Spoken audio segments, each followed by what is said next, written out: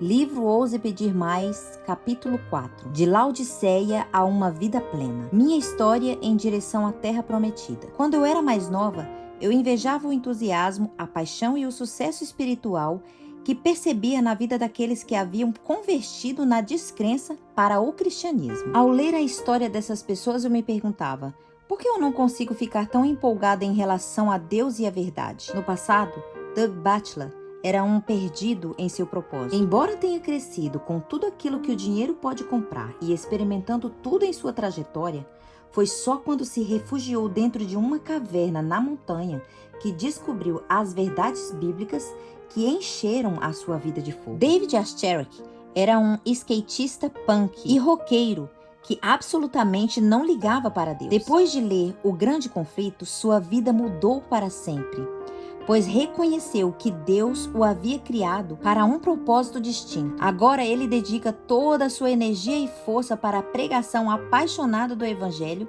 e impactou um número incontável de pessoas para o Senhor. Sherry Peters era viciada em drogas, à beira do desespero, nas ruas do sul da Califórnia. Após descobrir o amor de Deus, saiu das ruas e foi para os estúdios de televisão, onde hoje passa seus dias compartilhando o poder do Evangelho e ajudando outras pessoas a encontrar cura e restauração por meio de seu programa transmitido pelo canal Three Angels Broadcasting Network. Ivo Myers era um cantor de hip hop prestes a ganhar milhões quando Deus o chamou para sair da indústria da música a fim de partilhar o Evangelho. Hoje, ele é um pastor e adorador internacional, usado por Deus para impactar a vida de pessoas do mundo inteiro.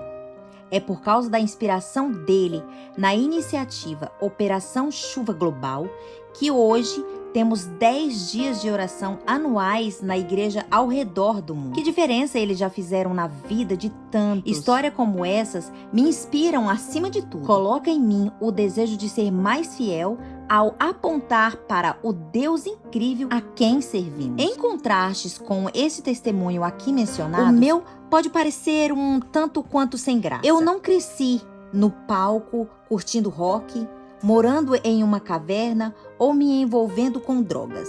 Não precisava me preocupar em apaziguar os espíritos de ancestrais mortos, nem sofri com parentes invejosos tentando me envenenar. Em vez de passar os anos da juventude me desviando de tiros ou escapando do que parecia a morte certa, fui criado no adventismo do sétimo dia, morno do ocidente moderno, rica e cheia de bens, achando que nada me faltava, quando na verdade era pobre, cega e nua. Embora minhas raízes adventistas remontem a quase 5 gerações por causa da apatia espiritual que via na igreja quando mais nova, ser adventista do sétimo dia não era algo atraente para mim. É claro, eu acreditava nas doutrinas, guardava o sábado e amava os cultos familiares diários, nos quais papai lia a Bíblia para nós. No entanto, eu não precisava tanto ir à igreja. Mesmo assim, não desisti da igreja, pois algo no fundo do meu coração me dizia que Deus desejava mais para o seu povo e mais para mim. Graças às orações dos meus pais, que se apegaram com firmeza à sua fé, senti o desejo de entregar o coração a Cristo quando jovem. Desde então, compreendi que Deus estava me chamando para trabalhar para Ele. Mas foi somente quando entrei no ensino médio, morando longe da casa de um pequeno colega chamado Oklahoma Academy, que me empolguei verdadeiramente com o fato de ser cristã adventista do sétimo dia. Foi naquela época que a oração se tornou muito mais real e pessoal para mim, e foi ali que comecei a desenvolver um alicerce sólido para a minha fé. Em resultado do desejo crescente de servir ao Senhor, ao longo do ensino médio da faculdade, eu me envolvi com tudo e qualquer coisa que achasse que levaria crescimento à minha vida e à minha caminhada cristã. Eu era ativa em grupos de jovens, voluntariava-me para trabalhar em diversos ministérios, envolvi-me na liderança de programas, memorização de escrituras, escrevi artigos e me apaixonei pelo serviço missionário, viajando para diversos lugares do mundo. Eu amava aventuras e, por causa disso, pouco depois do ensino médio, fiz um curso de Bíblia na Noruega e até passei alguns meses lecionando como aluna missionária nas florestas da América do Sul. Ao longo da faculdade, meu relacionamento com Deus continuou a crescer e eu prossegui encarando a vida de meus estudos com entusiasmo e paixão. Estudei enfermagem na Southern Adventist University e embora o curso fosse extremamente desafiador e eu tenha perdido quase um mês de aulas quando fiquei doente por me sobrecarregar tanto, Deus ainda assim me abençoou, pois consegui me guardar com o título Summer Cum Laude, com mais elevada honra. Após a formatura, comecei a trabalhar não muito longe de onde morava. Sempre que tinha oportunidade, continuava a viajar para fazer trabalho missionário. Realizei uma série evangelística no Quênia. Trabalhei na área da saúde no Egito. Ensinei inglês para os alunos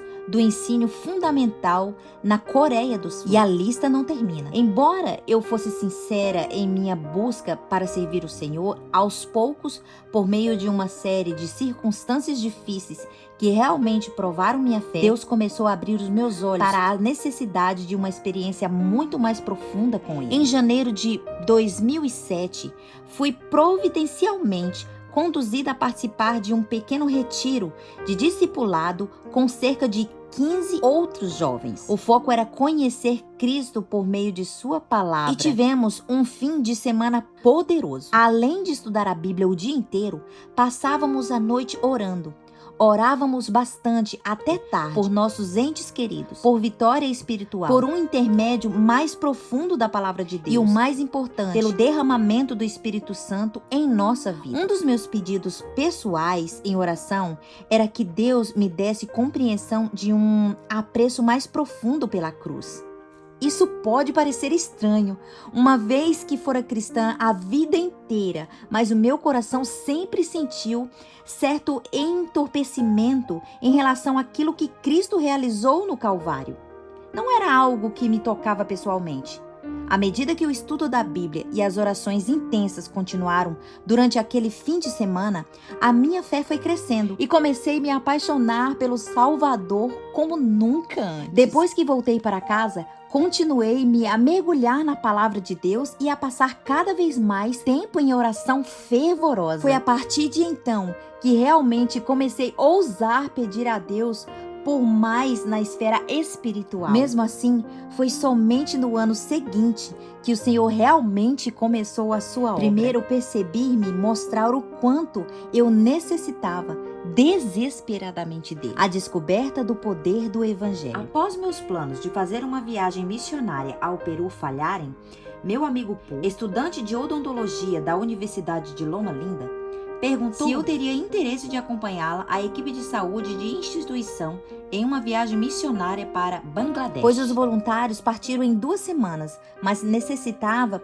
de mais enfermeiros e eu era a enfermeira. Sempre animada para as aventuras, aceitei toda empolgada. 2 semanas depois, estava com os colegas de equipe em uma van superlotada, balançando pelas ruas quentes e poeirentas de Dhaka, a capital de Bangladesh, um país com mais de 170 milhões de habitantes, sobre a qual eu sabia muito pouco. Embora eu já tivesse viajado por diversos países do terceiro mundo, o sofrimento que testemunhei naquela viagem abalou o meu íntimo ser. Naquele primeiro dia, enquanto olhava nos olhos sem esperança das massas e via o desespero de toda parte, o meu coração ansiava por fazer algo. Mas o quê? Mesmo depois de meus amigos e eu abrirmos mãos de algumas refeições para partilhar mais alimento com os famintos, o custo de uma refeição norte-americana dava para alimentar 30 pessoas nas ruas. Reconhecemos a realidade de que ainda era como se não tivéssemos feito nada. O que 1 ou 2 pessoas poderiam fazer para ajudar toda uma cidade de um país inteiro,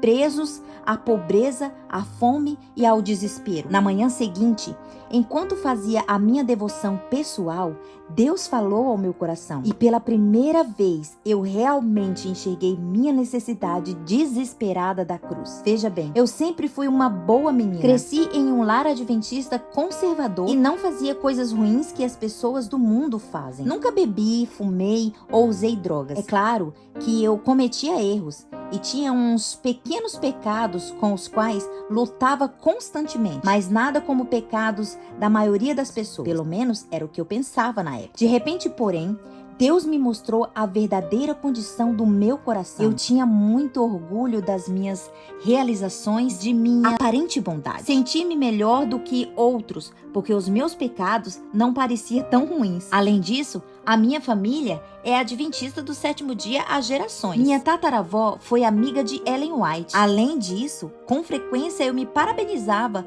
por minhas habilidades e pelo fato de ser uma líder espiritual conquistada tanto por jovens quanto por mais velhos. Eu havia dedicado a minha vida aos servos para Deus e era sincero no que fazia. Mas de repente, reconheci que a boa parte de meu trabalho missionário em terras estrangeiras fora movido mais pelo desejo egoísta de alimentar minha sede por aventura do que pelo próprio Senhor. Eu tinha compaixão humana, mas não compaixão divina. Em vez de realmente me importar com a salvação dos perdidos, eu me importava com as fotos que levava para casa a fim de mostrar para os meus amigos. É claro, havia um movimento em que sentia a minha condição desprovida de esperança. Havia ocasiões em que os meus pecados me sobrecarregavam e eu me prostrava em prantos, desesperada aos pés de Jesus, indagando se ele poderia me salvar. Nessas situações, eu me entregava e a paz de Cristo enchia meu ser. Mas o significado pessoal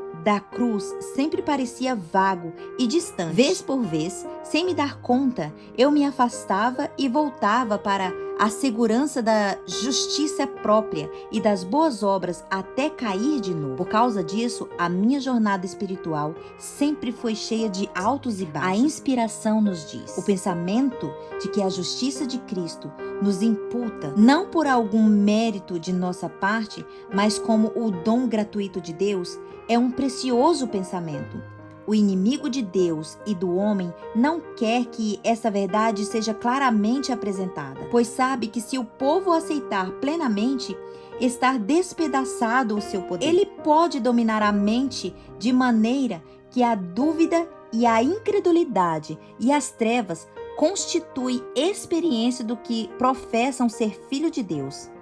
Ele os pode vencer com a tentação. Finalmente, naquela manhã em Bangladesh, eu reconheci a realidade de que nunca haveria uma forma de eu me tornar aceitável para Deus por conta própria. Percebi que tentar mudar meu coração por meio de esforços pessoais era tão impossível quanto alimentar e alcançar os milhões sem esperança na cidade de Dhaka. Sim, eu poderia tentar ajudar algumas pessoas, assim como poderia tentar mudar algumas coisas em meu coração e viver de forma santa. Mas não importava quanto esforço eu fizesse, sempre faltaria algo, pois a realidade é que eu era pecadora necessitando do Salvador. Mas todos nós somos como imundo e todas as nossas justiças como trapo de imundícia. Todos nós murchamos como folha e as nossas iniquidades como um vento nos arrebatam. Isaías 46, 6. Graças a Deus,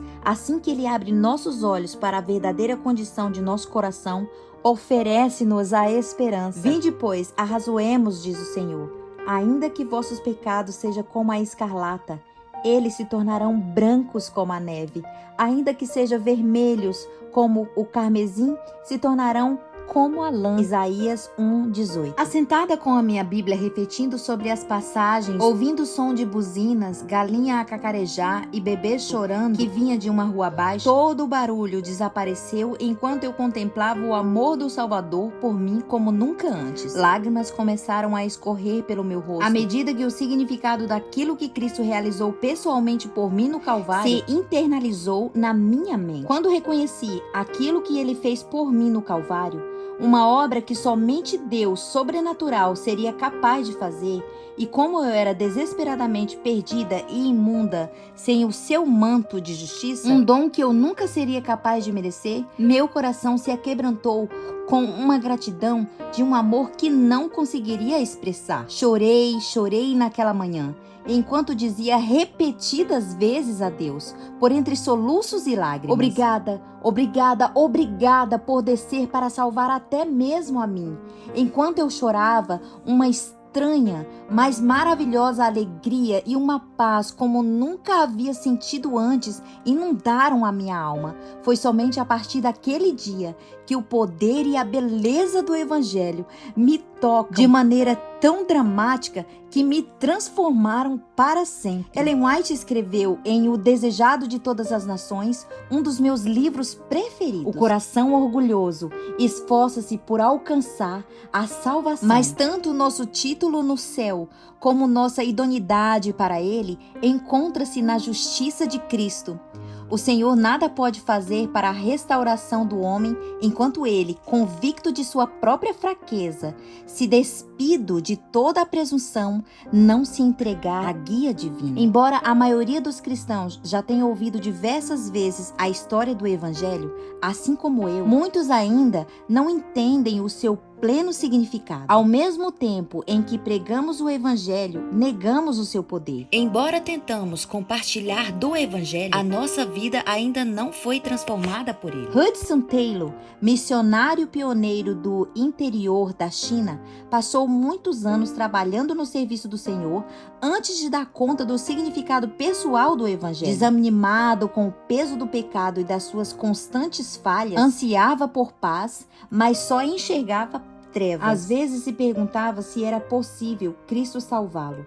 Certo dia, a verdade do Evangelho fez sentido para ele. Compreendeu a plenitude do que Cristo veio trazer para a sua vida. Em uma carta à irmã, relatou sua experiência e despertamento e as consequências que ela trouxe sobre sua vida. Mas como fortalecer a fé? Não correndo atrás da fé, mas descansando naquele que é fiel.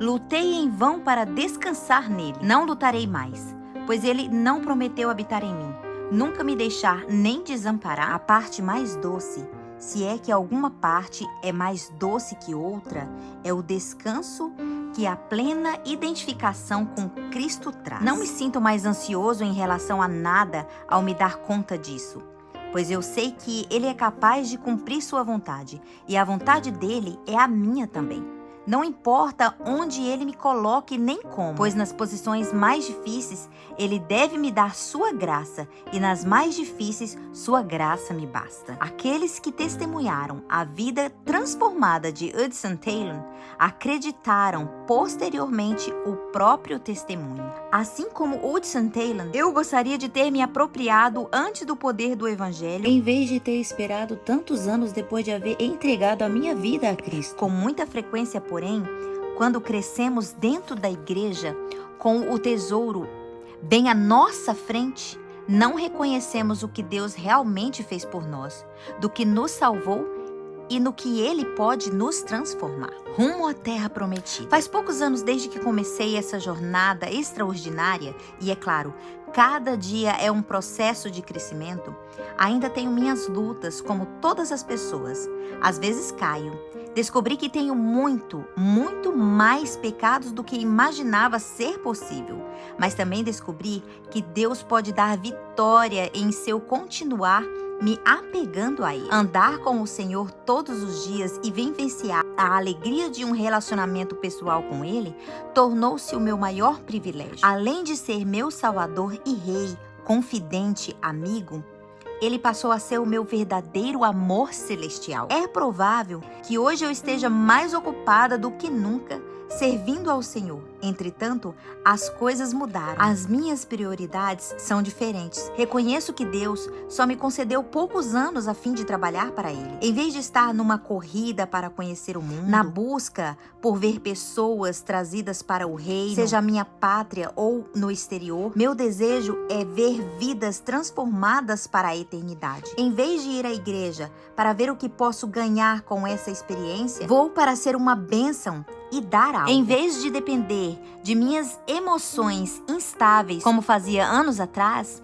aprendi a fundamentar minha fé na palavra imutável de Deus. Em vez de me orgulhar de minhas habilidades e realizações espirituais, hoje reconheço a minha verdadeira fraqueza e dependo da força divina. A aventura de servir ao Senhor se torna cada vez mais incrível.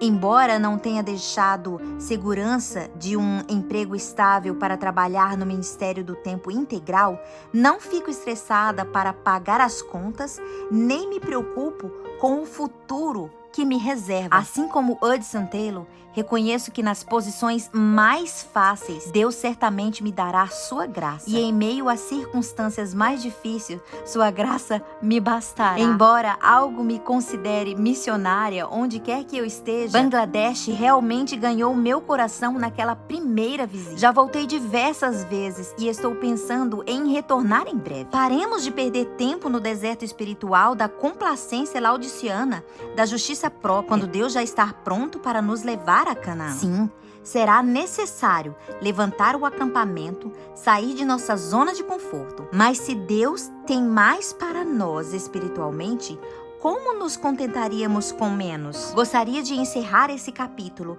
com um hino que resume aquilo que Deus fez em minha experiência. Ao ter ousadia de pedir mais, não só provei e vi que Deus é bom aqui e agora, como também recebi extraordinários vislumbres divinos da terra prometida de possibilidades. E Ele pode fazer o mesmo por você. Louvor. Antes era pela bênção, agora é pelo Senhor. Antes era pelo sentimento, agora por sua palavra. Antes eram seus dons que eu queria, agora o próprio doador. Antes eu buscava cura, agora Ele me basta. Antes eram provas dolorosas, agora é confiança perfeita.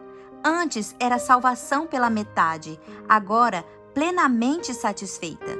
Antes era um apego incessante, agora ele firme me segura. Antes era uma deriva constante, agora a âncora lançada está madura. Antes eram minhas obras, daqui em diante as dele serão. Antes eu tentava usá-la, agora ele me usa de coração. Antes era o poder que eu queria, agora desejo o Todo-Poderoso. Antes para eu trabalhava, agora trabalhar para ele me enche de gozo.